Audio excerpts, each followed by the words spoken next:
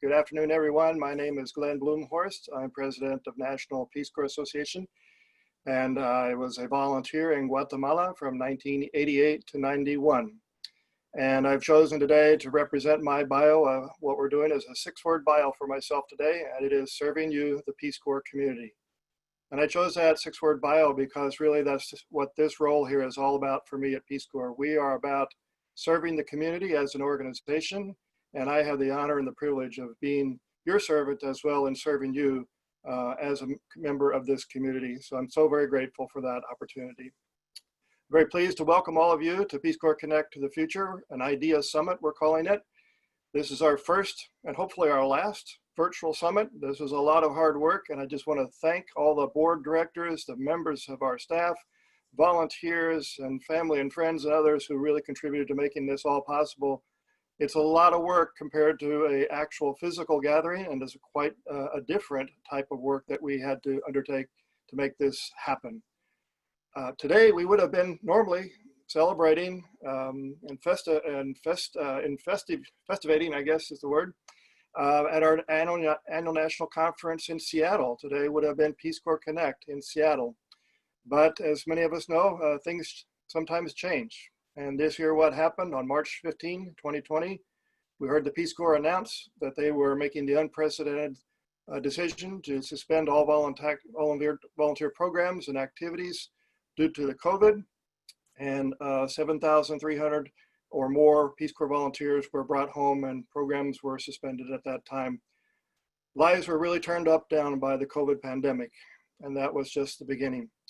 We responded to the return of the Peace Corps volunteers by launching a global reentry program. You'll hear a little bit more about that later this afternoon, but it was intended to throw out the welcome mat to those 7,000 evacuated Peace Corps volunteers and give them a long virtual embrace and welcoming them home from their service in what was much a traumatic and abrupted situation for them, many of them who were not expecting to be where they are today after that transition. So we also mobilized to help advocate for benefits to be enhanced for the evacuated Peace Corps volunteers and work to support them as an organization with their jobs and academics and finding opportunities, connecting with the community after their return. But we also were concerned about the future of the Peace Corps. We found it in an unprecedented state, an uncertainty in our country, but also an uncertainty with the Peace Corps and its future, with no volunteers serving overseas. We ramped up our advocacy efforts on behalf of the Peace Corps just to ensure that it secured its additional funding for the evacuation, and that the process of advocating for future year funding was also in place to ensure that there was going to be continuity for Peace Corps funding.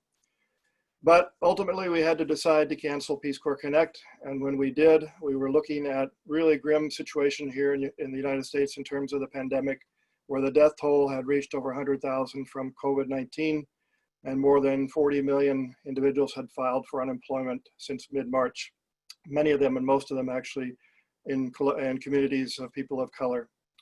And then on May 25th, we witnessed the killing of George Floyd, an unarmed Black man at the hands of a white police officer. And his last words that we all heard, "I can't breathe." This sparked nationwide protests and the beginning of a reckoning with systemic racism. And I know personally, this struck me very deeply. A few days after that, and just watching the news and absorbing what is happening, it really struck me that National Peace Corps Association as an organization needed to come out clear and articulate in what our position was and what our reaction was to this situation. And we took a stand against racial injustice. We issued a May 31st statement that one of the things it said was we condemn the actions that led to George Floyd's death, just as we condemn discrimination and violence against all Black people, and that includes members of the Peace Corps community. Since then, a nationwide movement has opened our eyes and opened our hearts and minds. It's also sparked community-wide conversation on racism right here in our own Peace Corps community. And so July 18, 2020, here we are now, after all of this. On what would have normally been a festive occasion for Peace Corps Connect up in Seattle, we're here virtually gathered with all of you. And this event We decided to hold because we really felt that we needed to hear the collective voice of our community and on the issues that are most important to you. First and foremost, that of systemic racism and how we are going to deal with it in our own community and our own institutions, including National Peace Corps Association. We heard from you also about concern about the Peace Corps and its future as well, and when volunteers may someday, hopefully soon, be able to return back to their service, or new volunteers will be able to be recruited and placed in their countries of service, just like we were.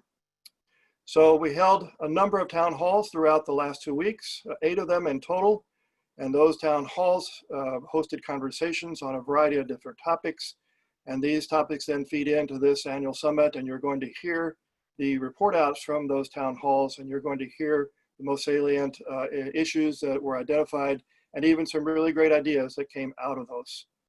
But I want to say that while we've reached the summit here after 8 town halls, this is only the first step of many in a very long journey. We have much more work to do. Beyond this summit, we have to now put words into action, ideas into action. It's not going to be downhill from the summit. It's not going to be downhill from here. We have hard work to do, and we have commitment to show. We first, of course, want to ensure the future of the Peace Corps. We want to ensure that it not just survives, but that it emerged transformed, recreated, as many people have said, dramatically changed. It needs to be a new Peace Corps. I think we have all come to that understanding. We're going to hear a little bit later from the Peace Corps director herself, and she's going to share with her some of her thoughts about where Peace Corps is headed as it reemerges from this crisis situation. But also, we want to achieve that vision that we have of a united and vibrant Peace Corps community. And that's our vision statement. But you know what?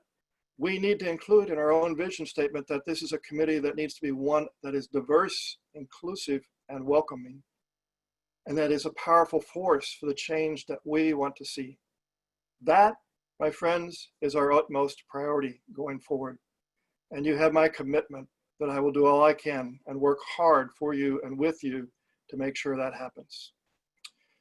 So while this weekend we would have had a nice festive gathering up in Seattle, and we would have enjoyed connecting with each other and hugging in real hugs and catching up on telling stories to each other, enjoying the Seattle weather and all the fun up there, it really is an entirely different weekend than what we had anticipated just a few months ago. But there's reason also today to have pause. Today, we're marking today is Nelson Mandela International Day. We must remember that in all that we're facing right now, he represents our North Star toward justice. So we're pleased to have our conference on his day and remember him and all that he stood for and follow his commitment and his example. Sadly, though, yesterday marked the 6th anniversary of the killing of Eric Gardner. That remains such a reality in our minds. Guess what? His dying words as well, 6 years ago, "I can't breathe," repeated 11 times, though it helped spark a movement in protest of police treatment of minorities. 6 years later, that happened again, and those words echoed in the last minutes of George Floyd's life. It's a moment of sadness for Eric, for George, and so many other Black Americans who have endured this violence for hundreds of years as a result of systemic racism. And just last night, as we were making the final preparations for this event, we learned of Congressman John Lewis's passing. He was an icon of the justice movement. Martin Luther spoke about the nation's bend toward justice, and that complicated bend was personified by Congressman John Lewis as a radical fighter, public servant, and friend. He was, of course, a wonderful supporter to all of the Peace Corps, and that came as no surprise because in 1968 he married Lillian Miles, who would become his wife of nearly half a century. She was a Peace Corps volunteer serving for 2 years in Nigeria and passed away just a few years ago. So in these most challenging times, and at this time of John Lewis's death, in these challenging times for our nation, we have lost an icon in the struggle for racial justice in America. I'd like to then take a moment and give a few moments of silence in reflection and remembering, mourning, and hope as we reflect on all of these events that have struck our community and mean so much to us. If you'll join me, please, in just a moment of silence.